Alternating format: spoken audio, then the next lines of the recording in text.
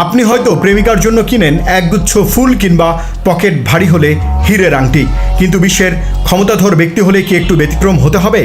চলুন জানি বিশ্ব নেতারা কী দেয়া নেয়া করে আর কেনই বা এই উপহার। ডোনাল্ড ট্রাম্প সিরিয়ার অন্তর্বর্তী প্রশাসনের প্রধান আহমেদ আল শারাকে শুধু পারফিউমই দেননি, যেন এক বোতল কূটনীতিও হাতে ধরিয়ে দিয়েছেন।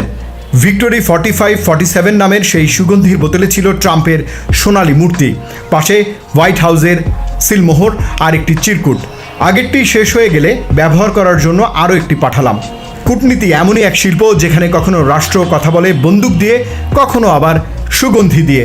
ট্রাম্পের ভিক্টোরি 4547 মূলত তাঁর 45তম ও পরে 47তম প্রেসিডেন্ট হিসেবে ফিরে আসার প্রতীক।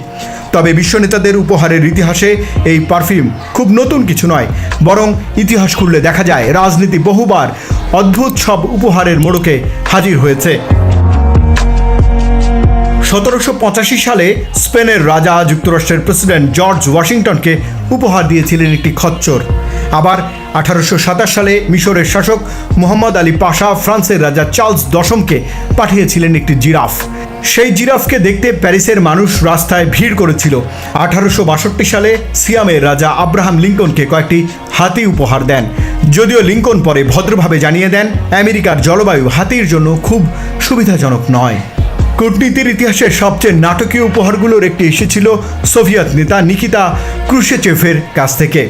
1959 সালে তিনি মার্কিন প্রেসিডেন্ট আইজেনহাওয়ারকে একটি ধাতব বল দেন, যেটি ছিল চাঁদে পাঠানো সোভিয়েত লুনা 2 মহাযানের প্রতিরূপ। যেন বলছেন, আমরা শুধু পৃথিবীতেই নয় মহাকাশেও পৌঁছে গেছি। আবার 1990 সালে ইন্দোনেশিয়া যুক্তরাষ্ট্রের প্রেসিডেন্ট জর্জ এইচ.ডব্লিউ. বুশকে উপহার দেয় প্রায় 90 কেজি ওজনের কমোডোর ড্রাগন। আর 1992 সালে জাপানের প্রধানমন্ত্রী তাকে দেন খাঁটি সোনার গলফ ক্লাব। কখনো কখনো উপহার হয়ে ওঠে হাস্যকর। বারাক ওবামাকে ব্রিটিশ প্রধানমন্ত্রী গর্ডন ব্রাউন 25টি ডিভিডি উপহার দিয়েছিলেন, কিন্তু সেগুলো ব্রিটেনের প্লেয়ারে চলতো না।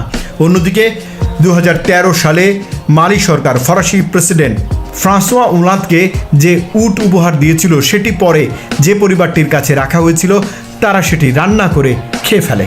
রাশিয়ার প্রেসিডেন্ট ভ্লাদিমির পুতিনও উপহারের খেলায় কম যান না। তিনি কখনো চিত্রকর্ম দিয়েছেন, কখনো পেয়েছেন নিজের আর ইতালির সাবেক প্রধানমন্ত্রী বেল্লুস্কোনির মুখছাপ দেয়া কম্বল। শুনলে মনে হয় কূটনীতি নয়, যেন পারিবারিক বিয়ের উপহার বিনিময় চলছে। চীন আবার পান্ডা কূটনীতির জন্য বিখ্যাত।